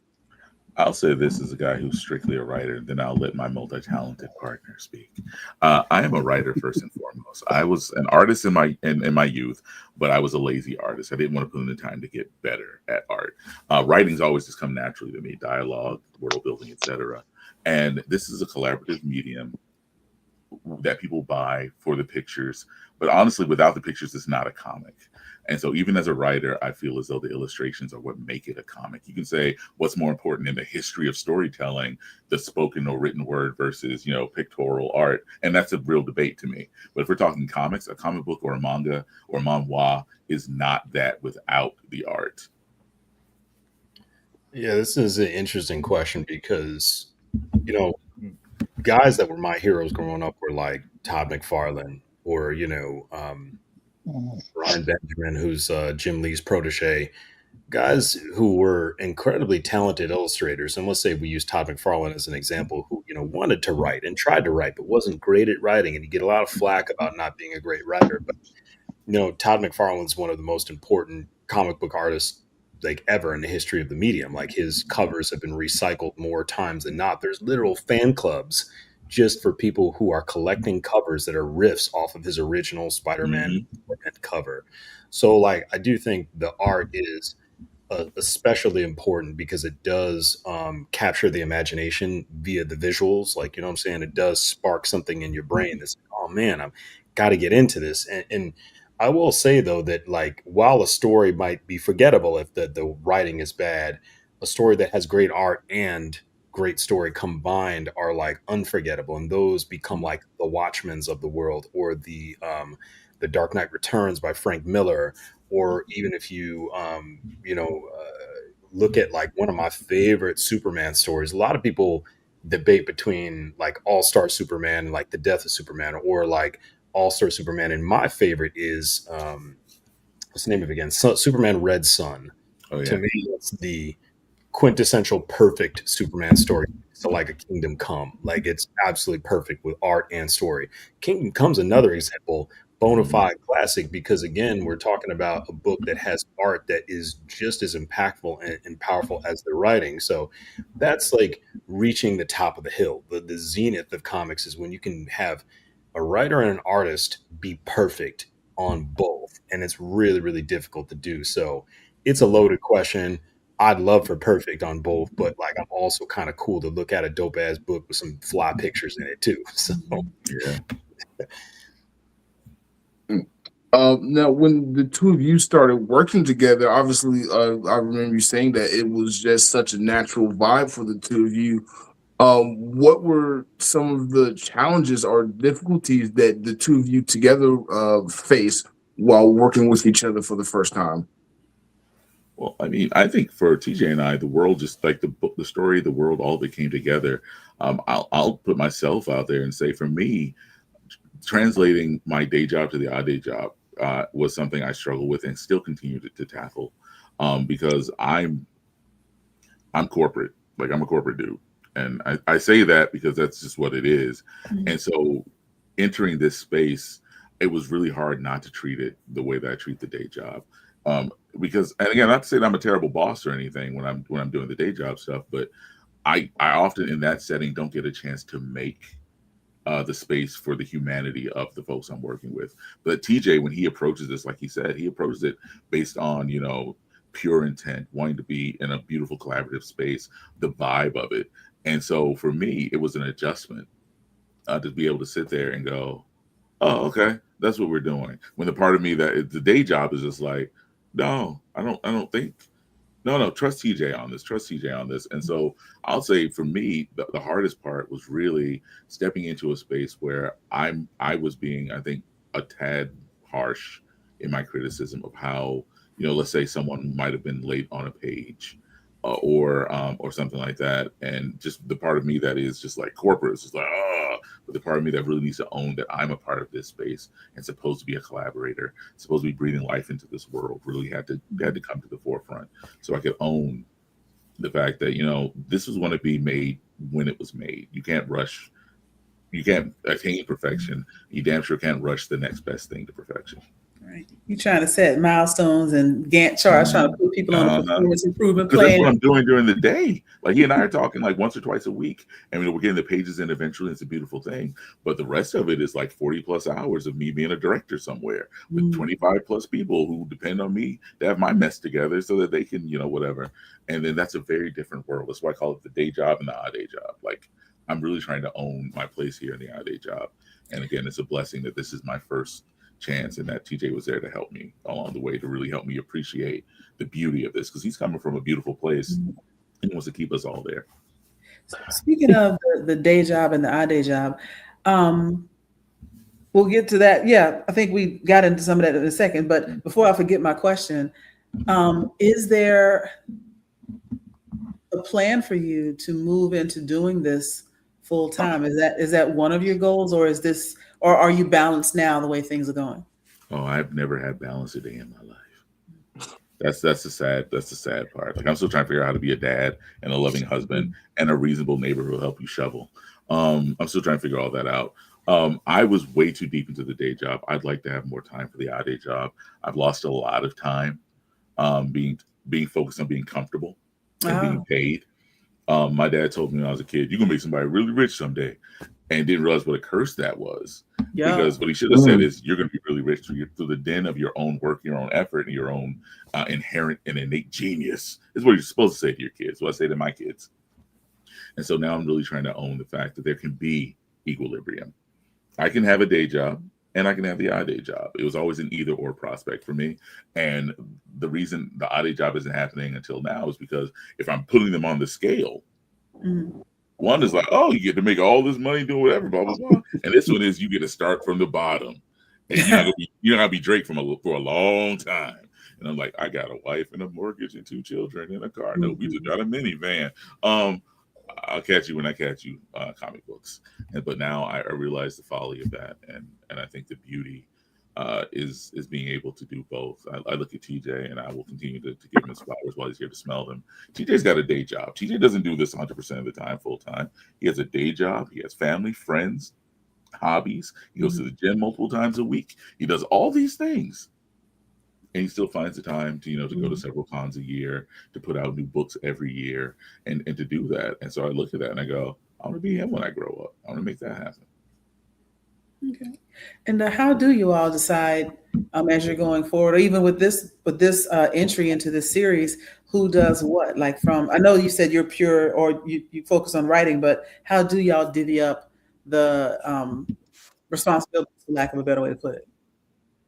Yeah, just kind of, I think we're playing to the strengths of certain things. I mean, when Ade and I sat down and penned most of what was going on within the entire framework of the plot and all the script, that's me and him writing that together. It's me and him cooking up a lot together. And then, there was a moment where I had to veer off and start, managing and, kind of growing the stable of artists that were going to be behind it while he went and continued finishing a lot of the writing that we started. So just kind of figuring out where some of the strengths lie and where some of the opportunities were, like, hey, this person, you've got this connection, you can jump and talk to this person. And we still do that to this day, where it's like, hey, Ade knows somebody that I don't know, and he's going to talk to them. And then maybe I just, ran into somebody through my travels here in Los Angeles where I'm building with people, and now they want to get a copy of the book and they want to read it. You know what I'm saying? And, I don't know if anybody peeped it, but it's like, the first week of the campaign, Jaleel White, Mr. Steve Urkel, a legendary figure within Black cinema, Black TV, American culture, period, was one of the first people to read and review and talk about Musa Line of Mali on social media. One of the very first people to do that. So it's like, have the opportunity to build with people and network with people and see opportunities as they come is really just being flexible and agile. And that's really what Ade and I do. We see an opportunity, we see opportunities to build and network with people and meet people and show them what we're working on. And we veer off and we kind of divide and conquer, because with a book of this scope, this magnitude, there's always something to do. Always. I mean, Joy, literally, Day and I were having a conversation this morning because I was speaking to a lovely young lady at basically she manages the list of all of the HBCUs that are apparently there's a network, Mm-hmm.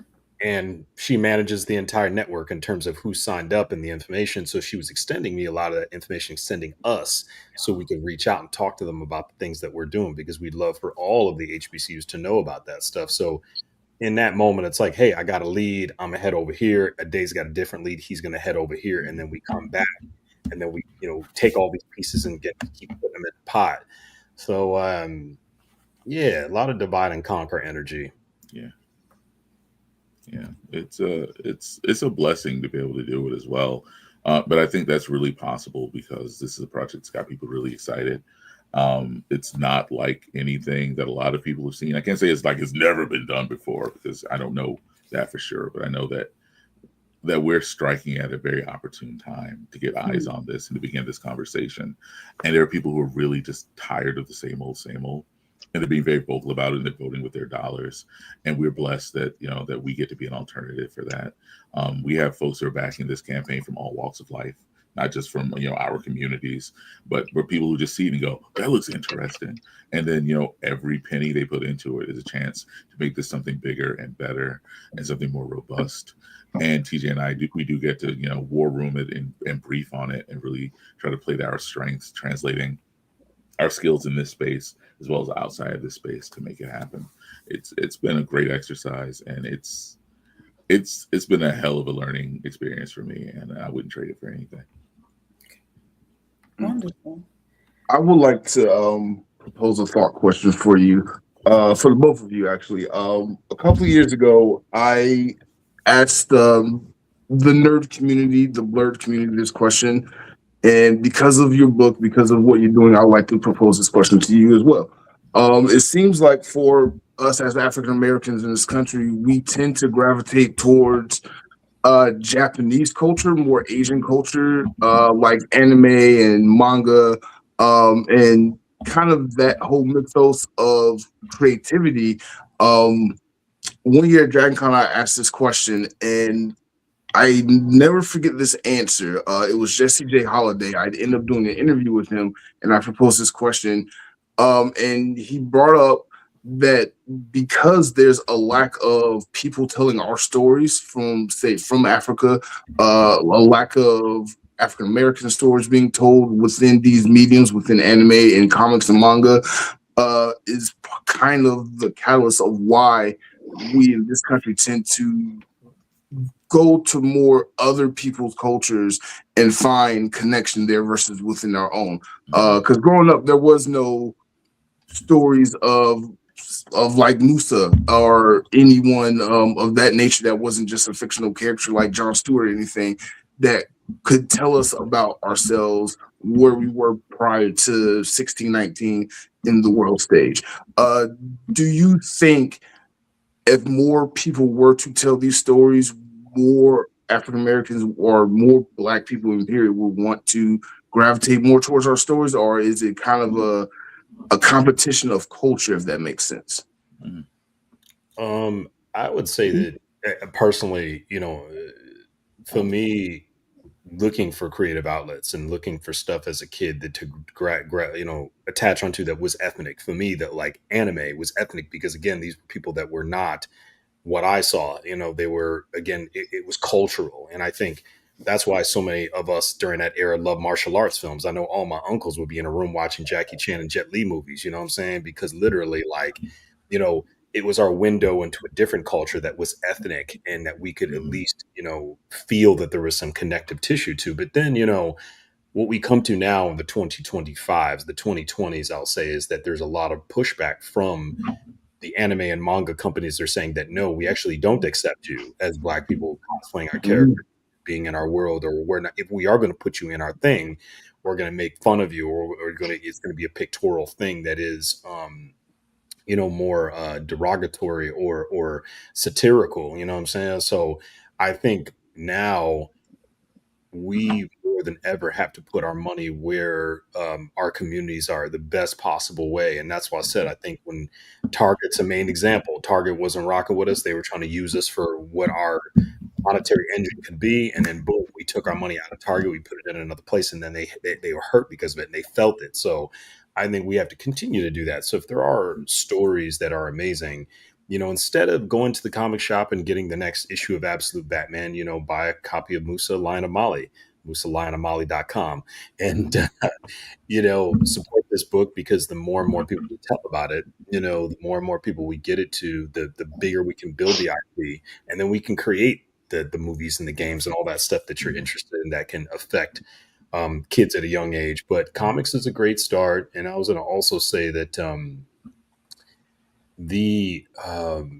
I just lost my train of thought on that last piece that I wanted. Damn it, I hate when that happens. Yeah. But good day. Go ahead, man. No, I was going to say, I second everything you say, and also tell the story. I got in trouble at a con not too long after Black Panther came out, because I was on a panel and I said that I would be happy to never have another Black Panther comic or movie if it meant Black people owned our image.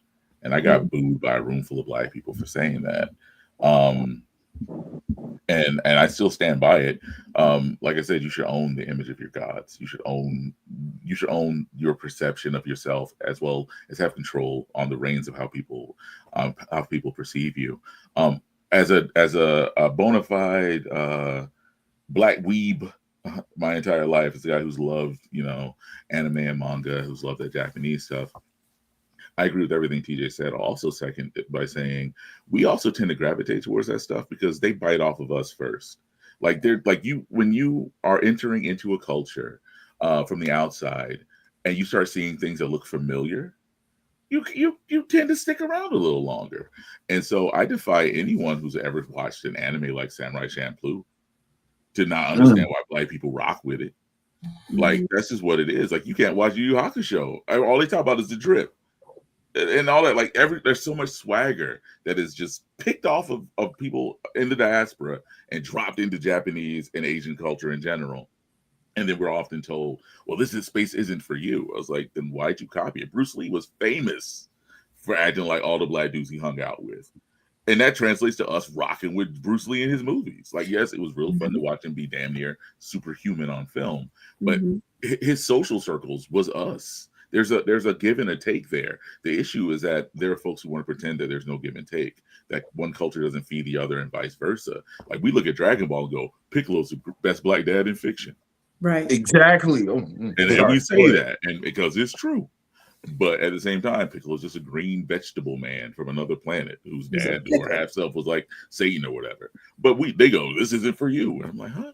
I saw something this week where a young Black cosplayer, a young female cosplayer, got into it online because a random white dude told her that she couldn't be the main character from Dandadan because that character is white. Never mind that in the story, the girl is a brownish skinned Japanese girl, a gyaru. Like she is pointed out in the story and often made fun of in the narrative, even for being a darker skinned Japanese girl. But this Black girl can't play her because the character's white. But then this becomes a conversation of, why do so many characters in anime look like white people? Why is it that every major anime has a half German girl like Asuka from Asuka Langley Soryu from Neon Genesis Evangelion? Like, there's a lot of nuance to it beyond just like Black people don't like being Black. No, we love being Black. That's why we find it everywhere we go, and we stick around when we find it. I think the impact of specifically British colonialism on so many outlets of media caused a lot of communities of color that otherwise would be chilling with each other to look down on each other. I mean, because I'm a fan of one particular K-pop band, but I also like K-dramas and so on and so forth. So I've watched how people move online with all of this kind of thing. And, I also remember, some of the blaxploitation movies of the 60s and 70s, where we're absolutely taking karate and not knowing the name. One of James Brown's favorite lyrics or famous lyrics, I don't know karate, but I know crazy. There's we have done our own share of not understanding a culture, but liking pieces of it. I think specifically Black American culture is a baseline for a whole lot of things. But Black American imagery, to your point about owning your image, I love the Black Panthers movies, but I get what you're saying. If we could own our own image, we wouldn't need a fake world, and seeing people love, you would say, love our rhythm, but don't want our blues, so on and so forth. But the images that they've been seeing, I know specifically several Nigerians that their image of Black Americans before they came here was like New Jack City and don't be a menace to South Central, don't be a menace to society, right? And so the same way you had like Yellow Peril, if we could get back to the era of the Black Panthers where they were bringing together the Latin community and the various Asian communities in the United States and writ large across the world, it'd be a whole different story. And I think there'd be more cultural appreciation versus this who was first, that goes back and forth. We know who was first. But I mean, aside from that, I do think that all of us have a colonial mindset that has to be removed, deprogrammed, however you want to think of it, before we can really, really be free. Because sometimes as we're building art, it is still there, Yeah. So taking ourselves loose from that, I think, would free up a lot of energy and collaboration, Yeah, it's true. And also one thing that's important, and I think this echoes a lot of what everyone's been saying. We also have just a lack of knowledge of self. Yeah. So that when we as Black people leave our community to go look for something cool, we don't realize that we're just picking up what we left somewhere. Black people in America, we created rock, gospel, the blues, all this stuff. And whenever we get sick of it, we drop it like a hashtag. And they pick it up and they go, look, Vanilla Ice was the best rapper ever. Like, no, that's not how that happened. Like, even when we talk about the martial arts and Kung Fu and where it came from, look up the Mantu arts in Kemet. Yeah. Like look up, we thought yoga's Indian. No, not really. Not like that. Not like you think. You got to understand the migration into India, first of all. Like Raphael said in Turtles 1990, cricket. Nobody understands cricket. Got to know what a trumpet is to understand cricket.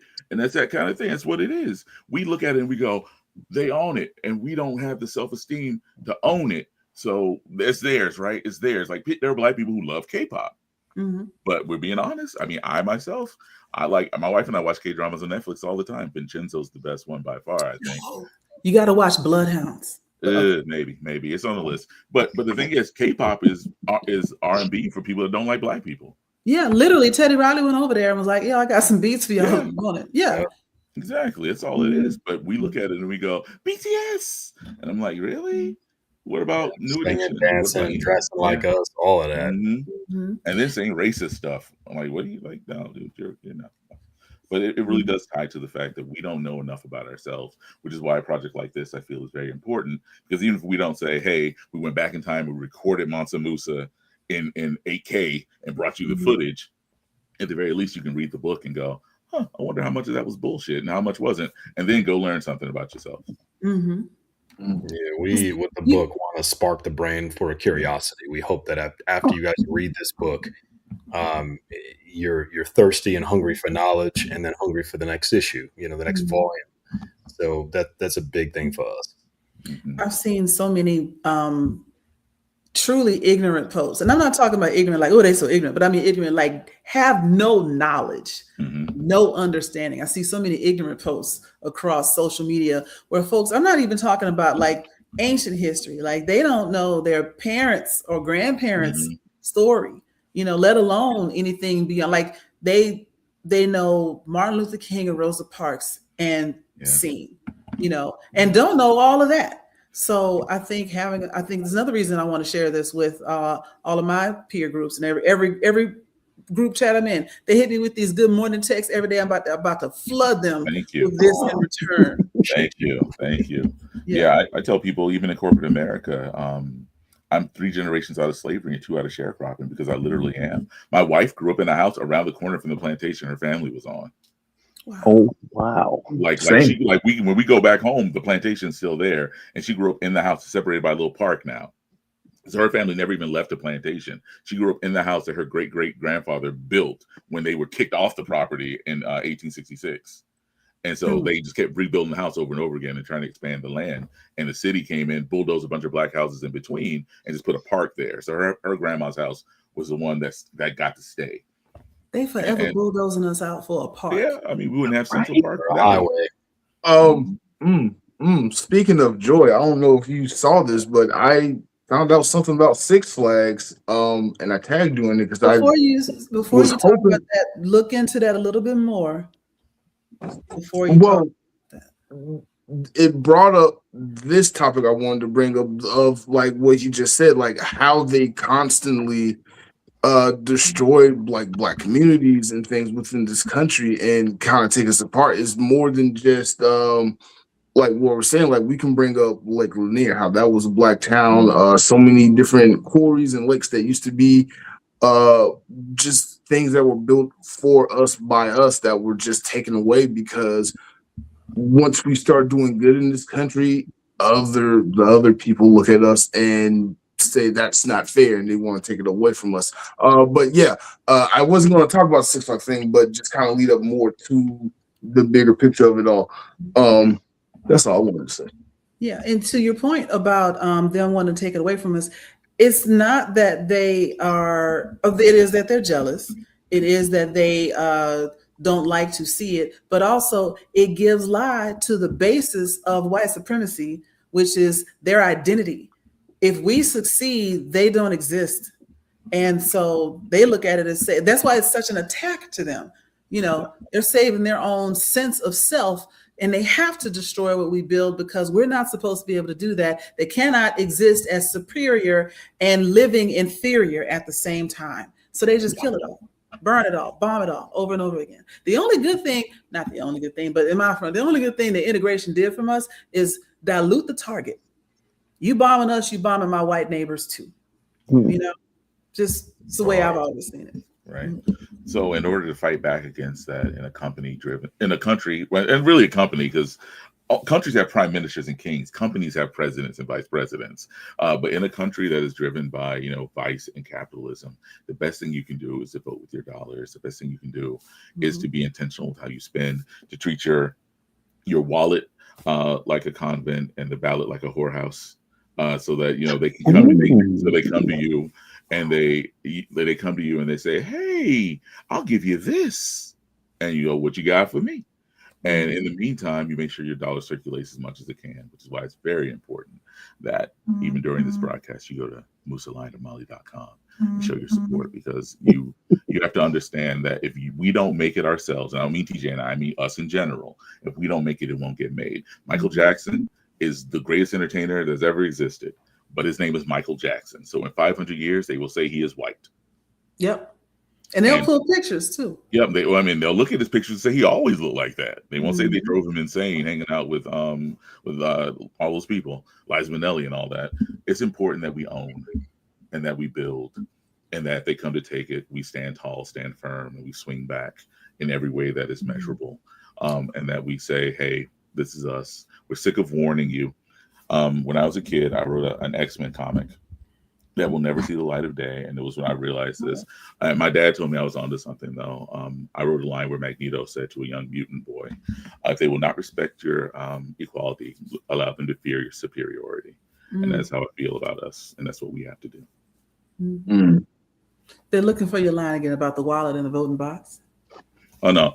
So you're supposed to treat your wallet like a convent and the ballot like a whorehouse. Man, you keep your money to you and your people, and you let them come to you, and they pay you for your vote. Talk about it. That's why, guys, when you're at Comic Cons and when you're walking around, resist the urge to buy another print of Spider-Man or to some licensed character that fattens the wallet of somebody else or their own company, and make it a point to rock with your people. And it's one of those things. When I'm at a con, I literally buy books from every black and brown person I can find. That's usually what I spend all my money on. And I have a library shelf filled with stuff, art books, mangas, comics, graphic novels, everything I can get my hands on. I buy regular prose fiction novels. There's so many great people out there making really cool stuff right now, and it's like a kind of a renaissance of sorts of creativity, this explosion. Everybody who was building and creating and cooking stuff up in the lab during the pandemic, and like, hey, I want to put this thing out, I want to try this thing, I've got this time in my hands. It was really a blessing in disguise to have that time back. And that's why I said resist the urge. Check what we got going on, musalineofmali.com. This book is fantastic. It's really a love letter to the diaspora, but it's entertaining, it's beautiful, it's fun. The artistry, the story, the intention behind it is something that you guys are going to get inspired by, you're going to love, and we are very, very excited to share this with you. So you said that was musalineofmali.com. Was that it? Yeah, so musalineofmali.com is going to direct you right to the Kickstarter. I've said it so many times it blurs into one word. But yeah, musalineofmali.com brings you right to the Kickstarter, forwards you to the main Kickstarter page. I could give you the whole Kickstarter link, but no, this is good enough. It's hard to remember. That's why we created the URL to go right to that page. So you'll have everything in Musa in one click. I wish more creators would do that, because I see a lot of Kickstarters where they give you, the complete Kickstarter.com/ whatever. I'm like, look, I'm not going to remember that. You need a shorter URL. Yeah, listen, I came up with this idea solely to just circumvent, Facebook's algorithm, because when you first were doing Kickstarters, like during the pandemic, you could put the whole link and people would get it, click on it, take them right there. But like now, when you put links, they hide the post. They don't make sure people don't see it, so you have to share it a million times. Or that's why everybody puts it in the comments now. But the hack was putting the website link, and I think they figured that out too. So it's like there's always trying to stay a step ahead of like what these platforms are on, because they don't necessarily want us to make money on the free. Not without them making money too. So, guys, I personally have enjoyed this conversation. I wasn't joking earlier when I said y'all gonna be sick of me, because I am going to absolutely reach out to y'all after I back at the level I promised, because I'm doing that as soon as we hang up. That's what adult money is for. He is 100% telling the truth. Yeah. Because I got to be in this final questions? Any final parting words from our panelists here? I am beyond grateful, appreciative that I got a chance to build with y'all.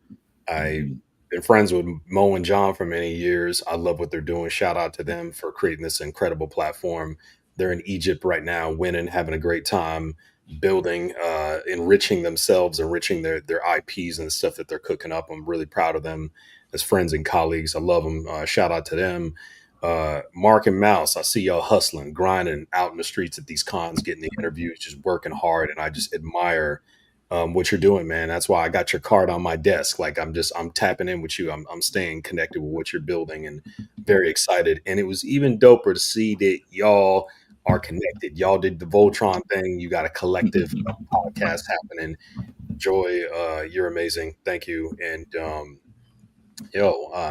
shout out to Danny. Appreciate you so much.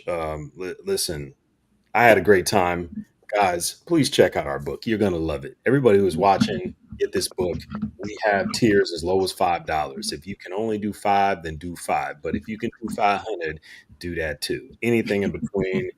There's the entire library of Ray Comics stuff is available, digital, physical. There's T-shirts. There's a bunch of really cool stuff that we can't wait to get in your hands. Mark's got a copy of one of those books, which I absolutely, one of my favorites. Joystick Angels has music, so like we're trying to bring you some heat. So just invest in us, and we'll take you to the promised land. Most definitely. Nice. I want to thank everyone for an excellent conversation. I want to thank you all for welcoming me onto your platform as a newcomer. Like Joy said, I will also say y'all gonna be sick of me. This is the first major project, but I got a lot in the hopper. I have a lot of ideas I've been sitting on, and I've really enjoyed this process and this chance to grow in a different way, to challenge myself in a different way, and to see everyone in this space, to get to know what you all are doing, to see what you're building, to gain a new appreciation for the work that you do, not only evangelizing, but also just owning the culture. Like it's part and parcel of what we're talking about. It's cool to be a fan. It's even more fun, and it's even more important to be on the supply side of what we're doing as content creators. So my hat's off to every one of you on this podcast and around the world that are taking the time to make sure people know what's going on, what's popping, and what's hot. And thank you again for having me. Yeah, no problem. I'm so happy you two were able to come on. There's so much more that we can get into, like with Ray Comics, Comic Shop. Ade, I saw that you were a game developer. I would love to jump down that rabbit hole with you. So you are both welcome to come back on the show anytime and just tell your life story, because I am intrigued about learning about other nerds and how they got to where they are in nerddom. But thank you both so much for coming on. What's that website again for those who didn't quite get it, who want to come and support? What's the website? Musa, lionofmali.com. Thank you. Thank you. Thank you so much. Thank you. But thank y'all so much for coming on again. This has been such actually, I want to say a surprise episode, because you came and hit me up and we just had to squeeze it in and make it work. So I want to make sure we got it in, but thank you for coming on. Thank everybody for watching Blerdkast Live. Thank Joy and Moose for holding it down in my emergency absence. Thank y'all so much. Next week, we got something special for y'all because Anime Week in Atlanta's this weekend, and next Monday we'll be going live at our regular time, 8 p.m. for the AWA post show. So until then, we'll see y'all later. Peace. Hey.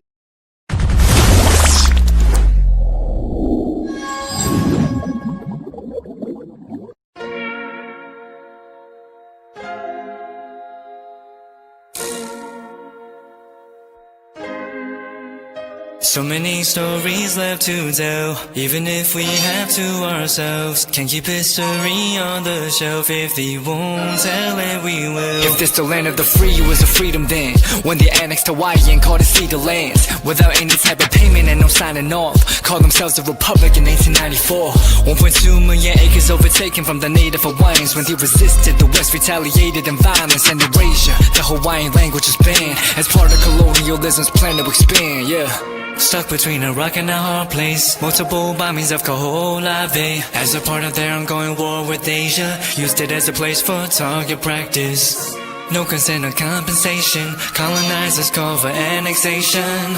No work out for all the locals. School will never let you know. So many stories left to tell, even if we have to ourselves. Can keep history on the shelf. If they won't tell it, we will. Too many stories left to tell, even if we have to ourselves. Can keep history on the shelf. If they won't tell it, we will. We will. So if you put Hawaii in a perspective, well, Black and Asian history is interconnected. Considering the fight with the Pacific, then of course, versus Asia, they was treated as a middleman for war, but didn't let the Western colorism run its course, cause dark skin was a sign of dignity to core. The land was taken in the name of capitalism, when prior to it was an actual kingdom. Clap back at the system. Stuck between a rock and a hard place. Multiple bombings of Kaho'olawe as a part of their ongoing war with Asia. Used it as a place for target practice. No consent or compensation. Colonizers call for annexation.